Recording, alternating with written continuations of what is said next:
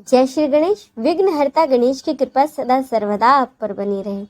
बुधवार का दिन भगवान गणेश को समर्पित होता है। यह दिन गणेश जी की कृपा पाने के लिए बहुत ही खास माना गया है। मान्यता है जो व्यक्ति पूरे श्रद्धा भाव से बुधवार का व्रत करता है और पूरे विधि विधान से गणपति बाप्पा की पूजा अर्चना करता है, उसके जीवन के सारे कष्ट दूर हो जाते हैं।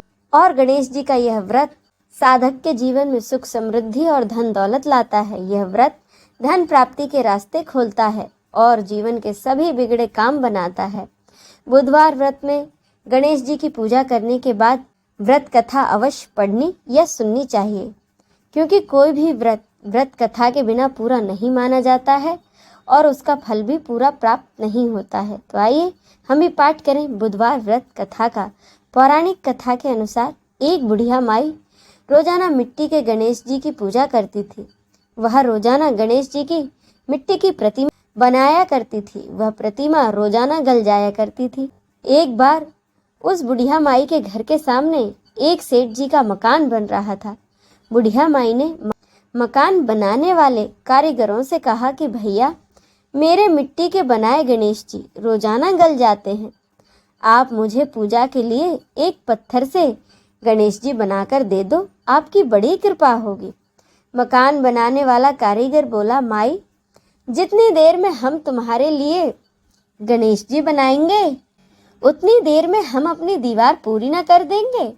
बुढ़िया माई यह सुनकर बहुत दुखी हुई और दुखी मन से घर वापस आ गई। दीवार पूरी करते करते सुबह से शाम हो गई, लेकिन दीवार पूरी ना हो सकी। कारीगर जितनी बार दीवार बनाए उतनी बार वह दीवार टेढ़ी हो जाए। शाम के समय सेठ जी आए तो उन्होंने कारीगरों से कहा, क्यों आज क्या कुछ काम नहीं किया? तब मकान बनाने वाला एक कारीगर सेठ जी के पास आया और उसने बुढ़िया वाली बात बताई। तब सेठ जी बुढ़िया माई के घर गए और उससे कहा कि माई, तुम हमारी दीवार सीधी करा दो, हम तुम्हें एक सोने के गणेश जी बनवा कर देंगे। बुढ़िया माई बहुत ही खुश हो गई और वह गणेश जी से प्रार्थना करने लगी कि हे गणेश जी, सेठ जी की दीवार सीधी कर दो। गणेश जी ने सुनते ही सेठ जी की दीवार सीधी कर दी। फिर क्या था, सेठ जी ने अपने कहे अनुसार बुढ़िया माई को सोने के गणेश जी बनवा कर दिए। बोलिए गणेश भगवान की जय।